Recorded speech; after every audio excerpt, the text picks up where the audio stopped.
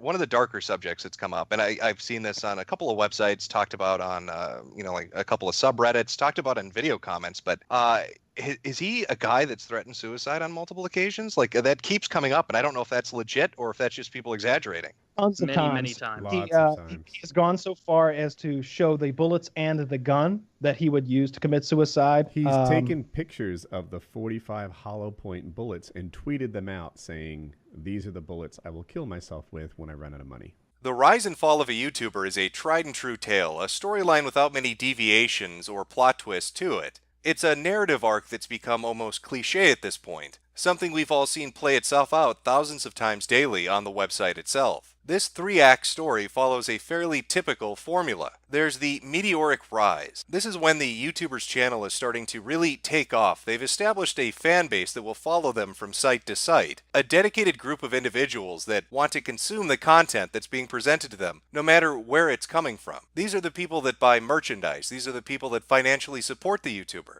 They like and spread the videos that the person puts out. They talk about them in a positive light. They try to create a community and to spread that community to others. This growing momentum eventually accelerates itself into Act 2, the plateau or the lands of plenty. This is when the YouTuber has established themselves. They've reached the height of their popularity and their outreach. This period generally exists for 2 to 4 years. They've conquered the niche of content creation that they set out to do. Their word carries weight, their fan base is rabid. And while the positives definitely outweigh the negatives, at this point in their internet career, that momentum and growth is starting to slow down. It's tapered off. Eventually, this leads into the finale, Act 3. From an epoch to a nadir, it's a roller coaster ride straight downward. Their audience starts to dissipate and disappear, sometimes through actions of their own and sometimes regrettably because their content is no longer appealing, it's no longer fresh or new. Somebody else has come along and done it better than they ever did. This is typically the point where the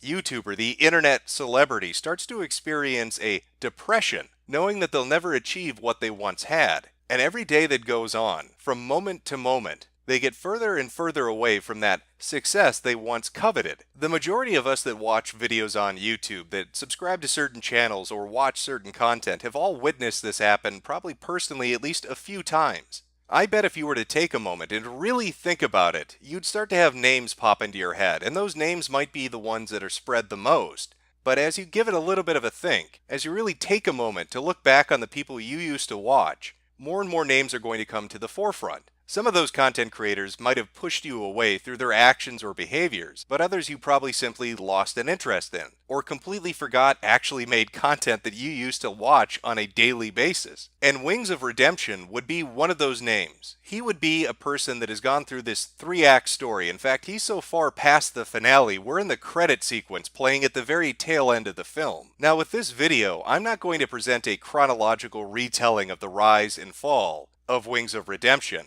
As I said, it's a story we're all familiar with. There's nothing that I can tell you that's going to be a surprise. Instead, what I want to focus on are key aspects of his personality, his behaviors online, how he treats those around him, from his friends to his fan base, that either came about as a result of his decline or helped contribute to it. Because when you study Wings of Redemption, when you really look into who this individual is and what happened to them, it paints a very bleak picture. I tried to talk to Woody. Woody ignored me. I asked him if he wanted to do a Woody and Wing show again, because I figured at least that would get enough viewers that would hide the hate, and it'd make me feel good about my channel, and maybe it could kickstart me into making YouTube videos again. But like Woody straight ignored it. Online friendships, even more than their real-world counterparts, are built upon tenuous and shaky grounds. Even meeting a person who you know through the internet from time to time will hold less weight with you than those that are personally in your life. The people that you interact with on a daily basis, those that live around you, those that you've grown up with. These fragile relationships can fall apart over the simplest of fracture points. They can fray away. One day you're close with somebody and the next you no longer speak with them. I want you to imagine yourself undertaking a certain endeavor. You are a already established YouTuber. You've tapped into a newly emerging market. You're one of the first people to gain a significant audience doing what it is that you're doing. Just to give like the broad strokes of this gentleman, he was quite big in the days of Call of Duty commentary. I don't know, are you familiar with Call of Duty commentaries? and Yeah. what a big scene that was at one point. He was one of the first, and I mean like one of the first 25 people on the planet who did it.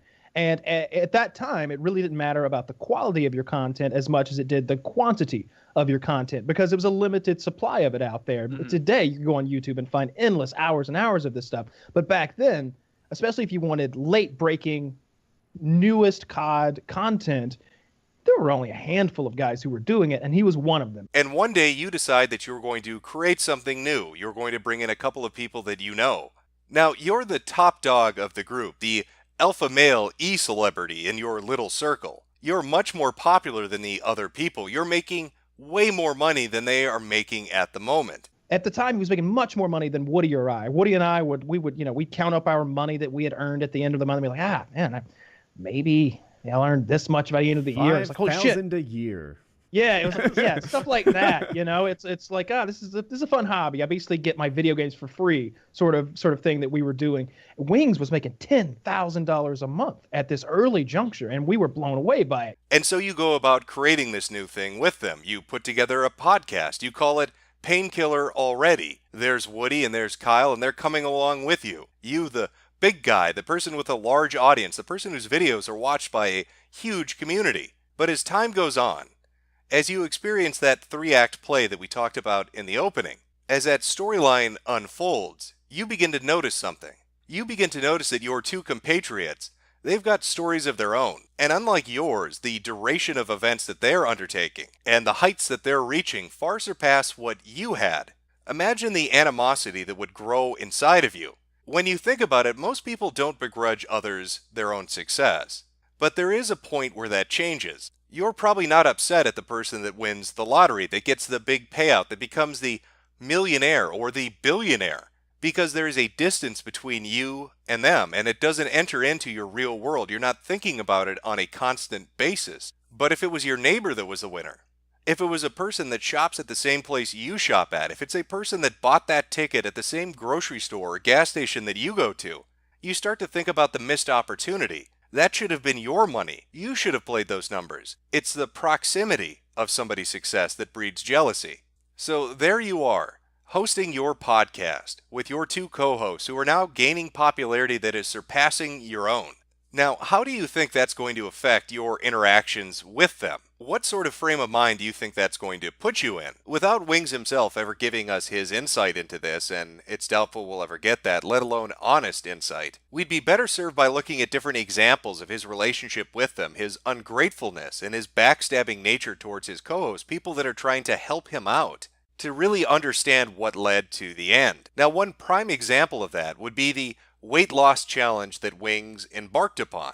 This was a concept that Kyle and he had come up with. It was something that was going to reinvigorate his dying channel. It was going to bring in new viewers. It was going to get his fan base reinvested in what he did. The premise was very straightforward. Wings was going to stay at Kyle's house. They were going to do a 30-day workout routine. They'd create the exercises. They would manage his diet. They would help with calories in and calories out. They would get him through this rough patch in his life. So what could possibly go wrong with this? Well, as it turns out, a lot of things. That month was one of the worst months of my life because Wings lives within his own bubble. He doesn't socialize, and so he doesn't curtail himself to social norms.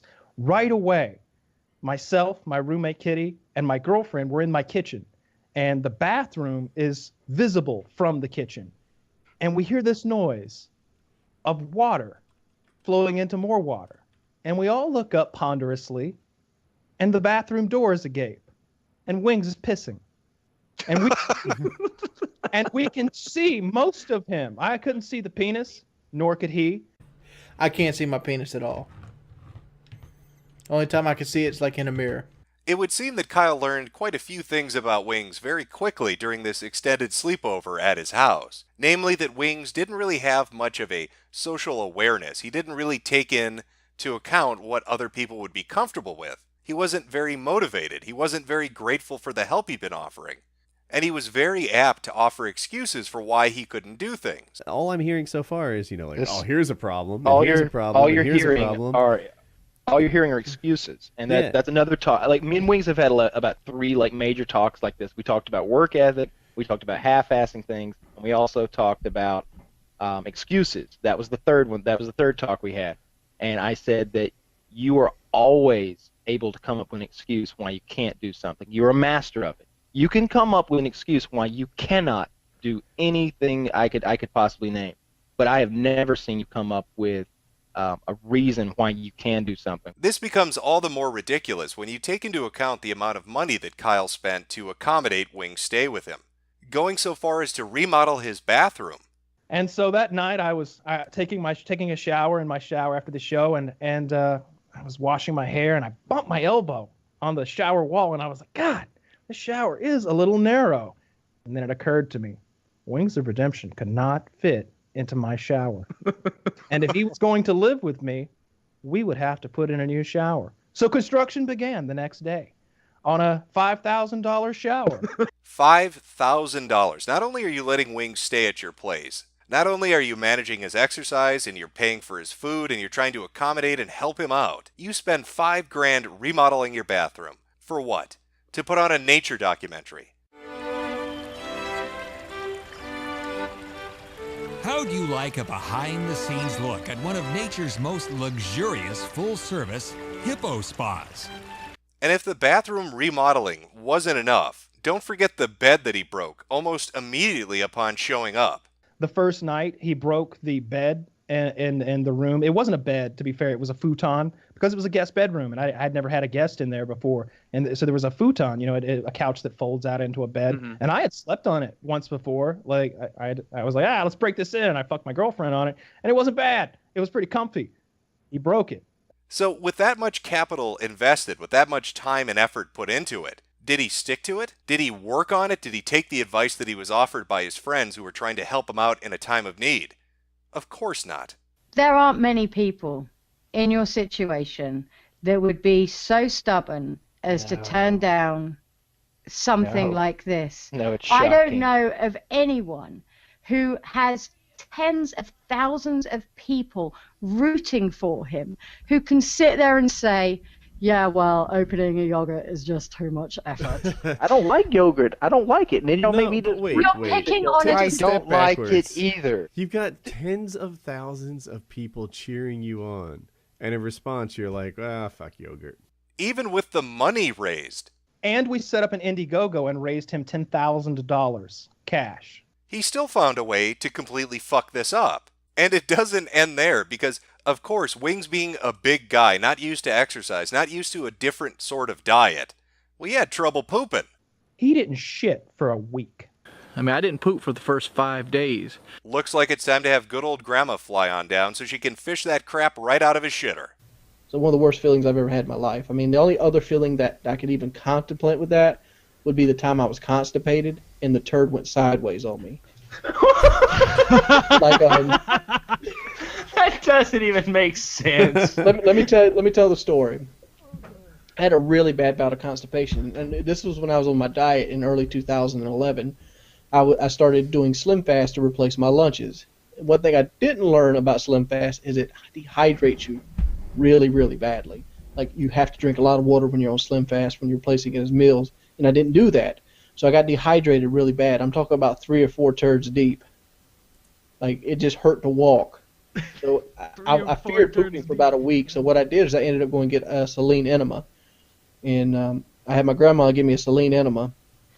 And it softened it up enough to pass, but it only got a little bit. So, like, it softened like the first 3/4 of a turd. I get on the toilet, and a saline enema like stimulates the muscles to actually make it come out. So I do it. It goes, and then that little piece, probably about this big, hits it, and turns like that, and it spreads my butthole wide open. I fall off the toilet, and I hit my head onto the wall, and I call out for my grandma. I'm like, you might have to take me to the hospital. But what we ended up doing is she ended up sticking her finger up my button and mashing the turd up. But at least the fans are keeping the dream alive. They understand how much he appreciates poop. That's why they mail it to him. one whole dollar. $1. $1 whole smeared in shit. There you go, buddy. We love you. We support you. And of course, looking at those wrinkly hands, it looks like Grandma's the one holding the letter. God knows she's used to dealing with shit. Now, after this disastrous attempt at getting his life sorted out, getting him into an exercise routine, getting him onto a diet that would help facilitate his weight loss, raising him money so he could use it for his financial needs and for a potential surgery, all Wings really did after that was walk around a little bit. Video after video of 5 to 10 minute walks, acting like that was some kind of a dedication towards his weight loss goal. But this wouldn't be the last time that Wings would take for granted the efforts of his friends, that he would sort of cast it aside without really giving it any thought. There was a trip that they had planned to do, a trip they were going to take into the wilderness together.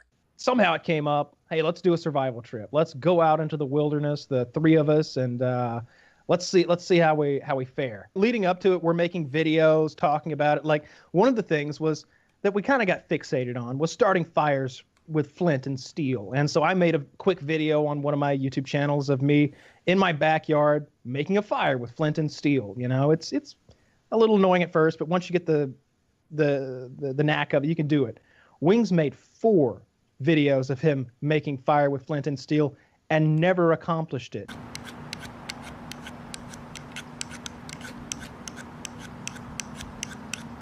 Son of a bitch.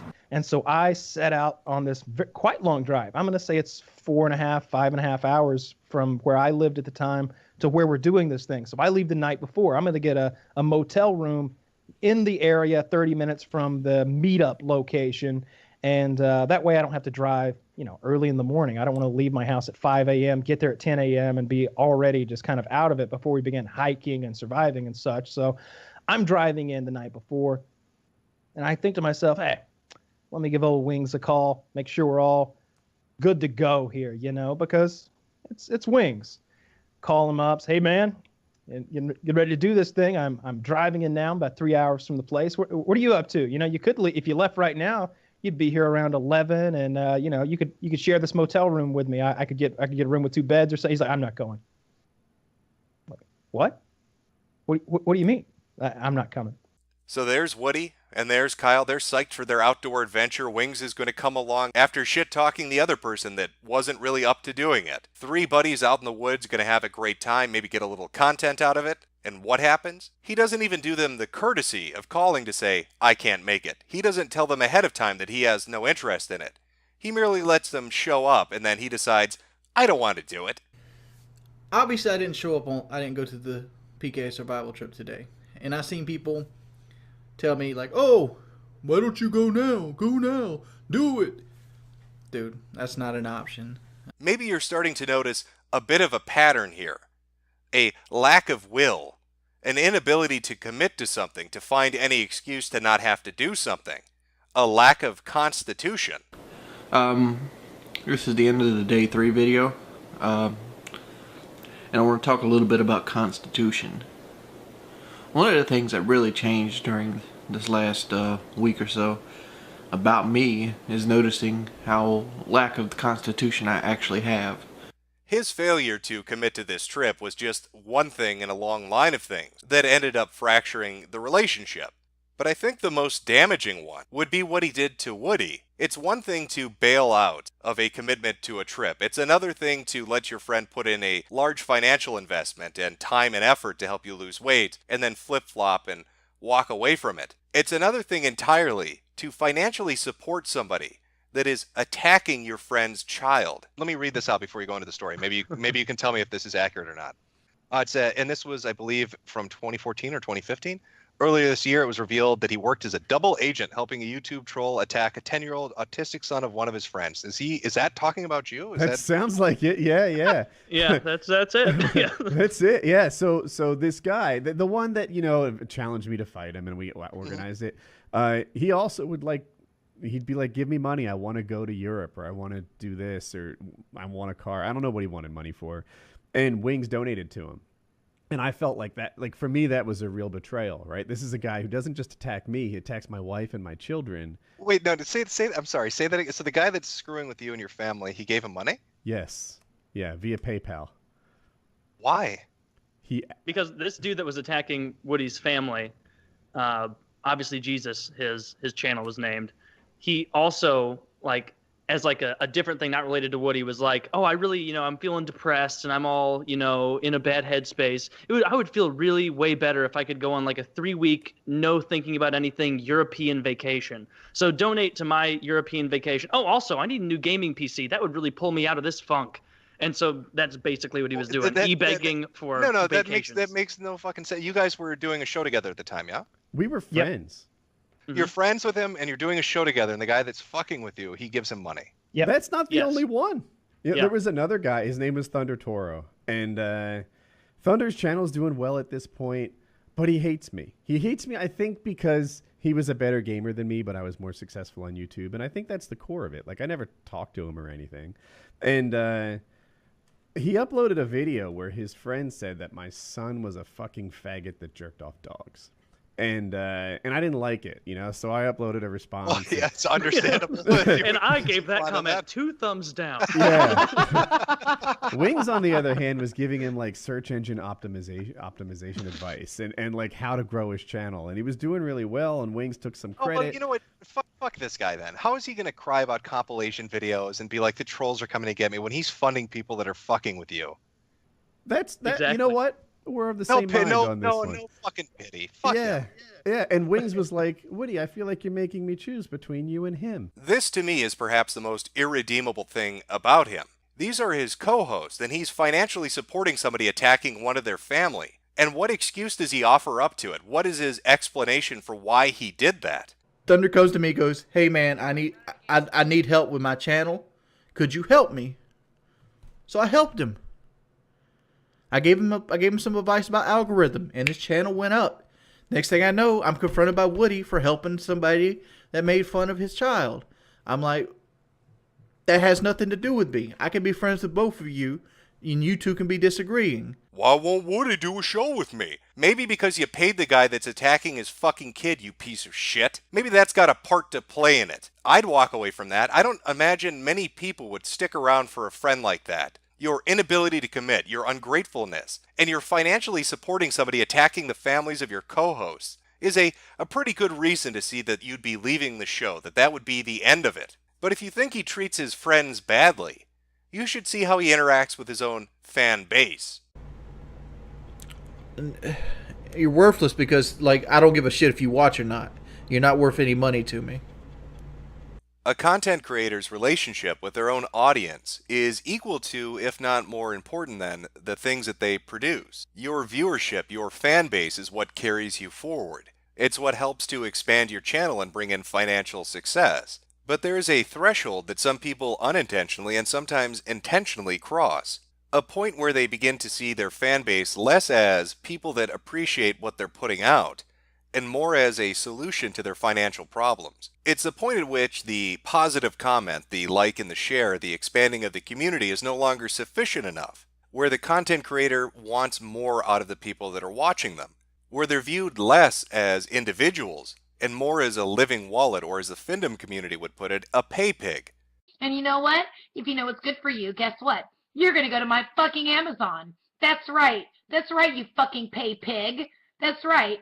You. I'm talking to you. That's right. My little fucking pay piggy. This helps to create a cycle of alienation, a self-feeding loop that grows larger and larger, where a content creator turns on their audience. The audience then turns to trolling and retaliation. That trolling leads to more aberrant behavior, and that aberrant behavior alienates the audience even more. And as the cycle continues to spin around and around and around again, that particular YouTuber begins to lose a grip on reality. They stop seeing the situation for what it is and begin to attribute all sorts of meanings to it, all of which are further and further from the actual truth. And you can see this play itself out quite frequently with Wings. Now, he may tell you he's not bitch made. As much as people want to talk about Jordy, I ain't got no bitch in my blood. I got zero bitch in my blood. Zero. But for a man that's 0% bitch, ain't got no bitch in my blood, he sure likes to cry a lot.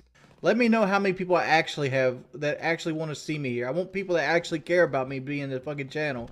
I want people making YouTube videos and fucking Twitch videos to fucking stop, man. I hate waking up every day wondering if I have a fucking job. It's fucking terrible.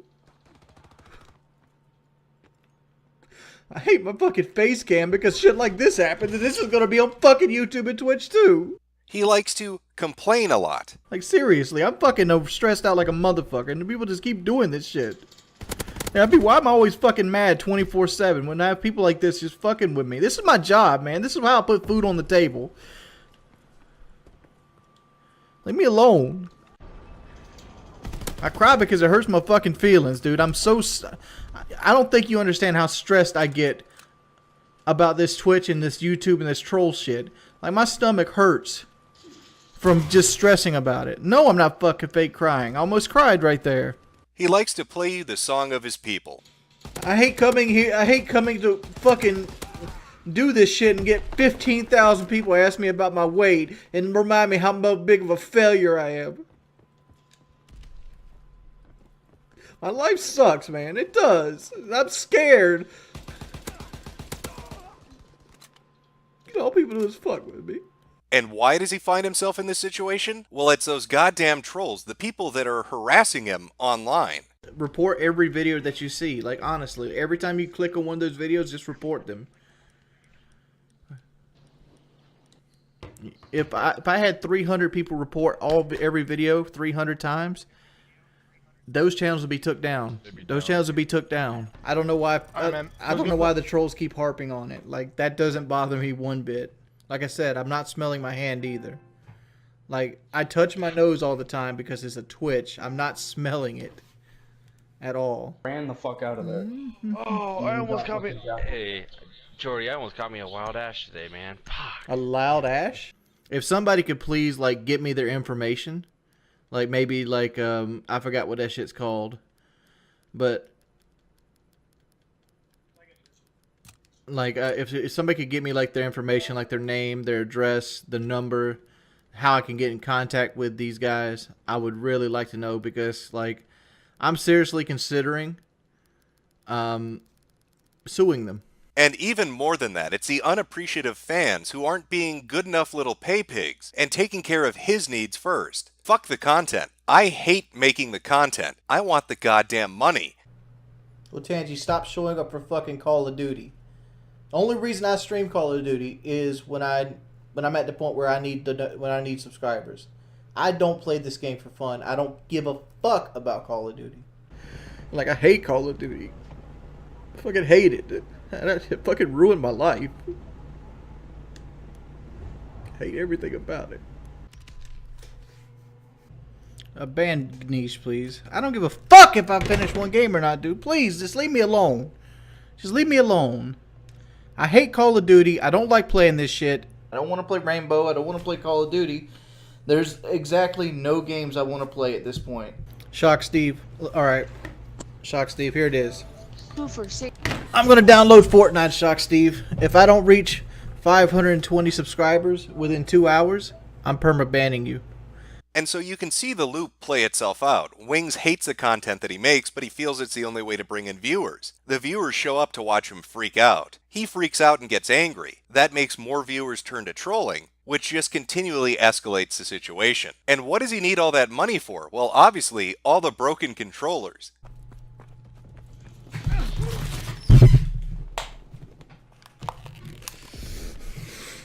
Ban Super Han. Fuck you! Fuck you!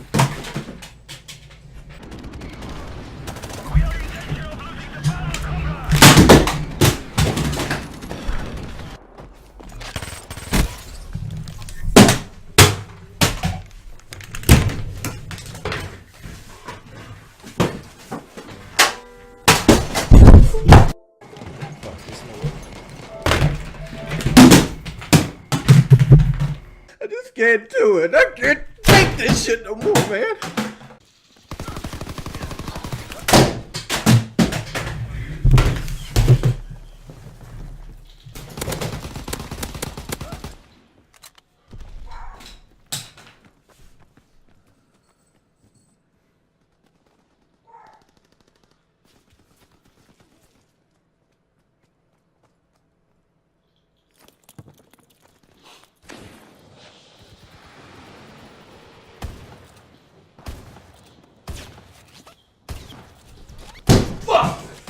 Is it any wonder then, with temper tantrums like that on display, with him freaking out on a daily basis on his Twitch live streams, that trolls have begun to congregate around him? It's reached the point where there is a booming business and doing compilations of Wings freakouts, with multiple channels popping up to catalog his every fuck up and breakdown. Because deep down, people love a good dumpster fire. Nobody likes you. An entire fucking industry has spawned hating on Wings of Redemption. The Wings of Redemption is exactly like a NASCAR driver that crashes every weekend and thinks that people come out because of his driving skills.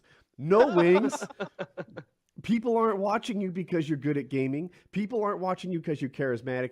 People are watching you because it is a new and fascinating thing for them to see a fucking 32-year-old going on 500 pounds, failure to launch man baby, cry about dying in video games, and deflecting it as if it was someone else's fault. And that inferno has been burning for years. Take, for example, his match with Syndicate, somebody else from the Call of Duty community. The guy is known for being the best Call of Duty Zombies player on the planet. And his YouTube channel is kind of skyrocketing, largely because he's so good at Call of Duty Zombies. 6 years ago, Woody. 6 years ago, thank you. Yeah.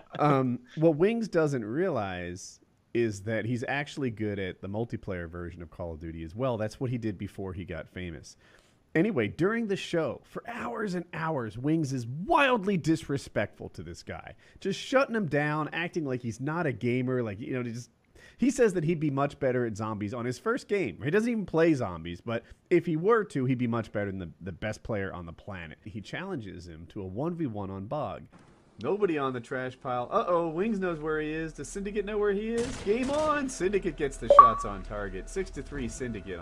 Now, a thing you need to know about Wings is his style of gameplay. He's actually very, very good at these across the map sort of accuracy based thing, you know, where we're both behind cover, we both have 2 or 3 pixels to aim at. That is Wings' cup of tea. That's what he's strong at. So he sets the rules up and he says, we have to use M16. It has to be on Bog. It has to be, he lays it all out there so it's to his advantage. Dude, he's just fucking hiding. Look, I'm looking at the fucking map right now. Where's he at? Oh, I see him. I see him. He's not hiding. He's looking for you. I'm standing out in the fucking open. He can't see this because he's too busy laying on his belly half the time. That's not true. Like, we can all see what he's doing. He's hunting for you. He gets behind, which means that he has to start taking some risks, you know, to catch up, and that just leads to being further behind. And eventually, he throws the controller, rages, and blames me for streaming it. I broke my controller. You broke your controller? Yeah, keep fucking laughing, you fucking faggot. Fuck! Why the fuck you stream that shit? It was your idea. Please cancel the stream. It's just me playing, Wings. I don't give a fuck. Please cancel the stream. I do not want to hear these fuckers talk. Wings gets salty enough if you remind him of his shit-talking to Syndicate. He gets upset enough if you remind him of his loss to Syndicate. He gets even madder if you remind him of the fact that he wanted Syndicate to throw a money match, a rematch, and make it look like he was the superior player. A little time passes and like Keemstar gets involved in this. Keemstar was always opportunistic about when he found drama. And he's like, we'll set up a 1v1 with you guys. We'll put, I forget what it was, like $5,000 on the line. And then winner take all. And Wings came to him and said, look, we'll do this. We'll do a 1v1. You throw it. You look, I'm going to win anyway because I'm Wings of Redemption. But you throw it just to lock that in. And then I'll keep, I think, what did he want the split to be? It was to his... See, that's the best part. Wings would keep the lion's share and get the victory. But what really pisses him off is when you mention Keemstar. I don't like Keemstar. I wish he would get in a car wreck. I literally do. I wish he's the only person I could think of right now I wish would literally die. Dude. Mods, please do your fucking job. Get rid of these people talking about Keemstar. There is no love lost between the two. In fact, they had a stream where they debated some of the issues, and you can see Wings trying to struggle through it. Okay, so I was going to do a game with you. I told you that I wanted money from you to know that you're serious, that would be put towards the game. Mm-hmm. You were obviously, you said you were going to get 15% of the game, and that's part of the reasons why I deserve to die. No. That's just, like I said, that's the first bullet point. You tried you tried to swindle me and Woody out of money, because that game never came to effect. How we were going to get our money back? Hold up. You didn't give me any money. We didn't because I wasn't going to. But like you're you holding. Weren't swindled. You weren't swindled. And second of all, I just want to let you know, I just came out with a game app. Right. A couple months This ago. was after Fortress Craft. This is right after Fortress Craft. Made $200,000. I mean, I've made a lot of money on games. Right. But like horrible Keemstar, the genius business guy, tried to get Wings some money, tried to give him a business opportunity, right? And you were going after that guy who camps, who did nothing to you and said nothing to you. So I defended him, and I thought you deserved a taste of your own medicine. That's what the FAG was all about, bullying the bullies. And you were quite the bully back in the day, Wings. You sat there. You said our hope that I died in 2014. I mean, what? I don't remember. What do you want me to say to that? You hoped I would die in 2014. What do you want me to say to that? I don't remember any of this. Right. I wouldn't remember this right here unless people blew out proportion. You know what I thought? A little bit more. Can you give me a little bit more, like, backstory? No, let me go find the video.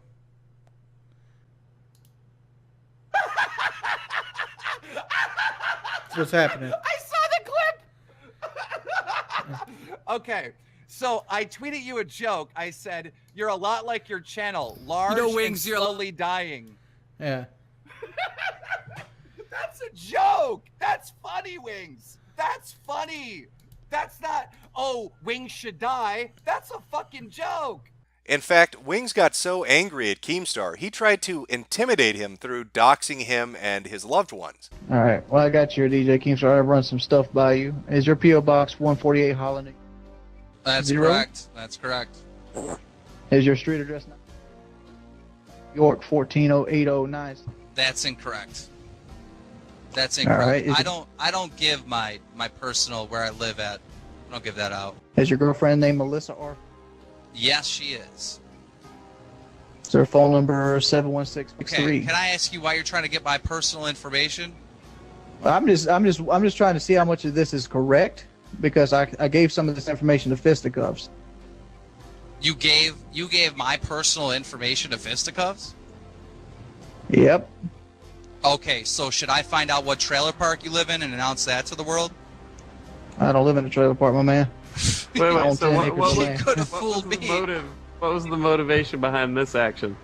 Oh, this is well, basically, I did some digging and I tried to find everything I could find out about. I'm just letting him know it's out there, and that way he won't be surprised. Do you know how many people threaten me a day? It's like I know that you're a bully and that you get off on bullying people, but like I'm one person that is just gonna constantly have that middle finger in the air. It's never gonna go down. It's always gonna be fuck you. No one is ever gonna fucking talk me into submission or anything. So whatever you're trying to do, just stop now, because the middle finger is right here. I'm letting you know that I did give away some of your personal information. I'm not intimidated in any way. I'm not trying to intimidate you. Yes, you are. Yes, you are. Trying to say my girlfriend's name. And trying to say where I live, what my P.O. box is. I just want you to know, it's always up, dude. The bird is flying right now. But unlike him jumping up and down, this had zero impact. No Richter scales went off. Keemstar brushed it away as if it was a non-threat. And so it becomes just another example in a long list of growing complaints about how Wings behaves, how he interacts with his friends, how he interacts with his fans, and how he interacts with the community at large. Look here, listen, look, listen. Look here! Look, listen! The road toward success is an arduous one, but the trip back down it is even more difficult. To come to the realization that your time is over, that you've had your limelight and that's passed you by, can be a difficult one for a YouTuber to come to grips with. Some desperately seek to cling on to a fraction of what they once had, continuing on as if nothing had changed, hoping for the best but not really preparing for the inevitable. Others find a way out. They begin to develop a fully fulfilled life of having a family, owning a house, and getting a job that's much more stable. But then there are people like Wings of Redemption. It's uncertain exactly where Wings will be a year from now, or even 2 years from now. But wherever that destination may well take him, it's a trip that Wings embarked on himself. It's his own actions and behaviors, the path that he took on the internet, that led him to where he is now and where he's going to end up. His interaction with people and his dependency on them. all helping to fuel his own self-imposed nightmare of believing that he needs to produce a certain kind of content to make any money at all, and the bitterness and hatred he feels for that being his lot in life, for that being the position he finds himself in. He is a man that found himself in the land of milk and honey of internet stardom, that now resides in a fetid rot.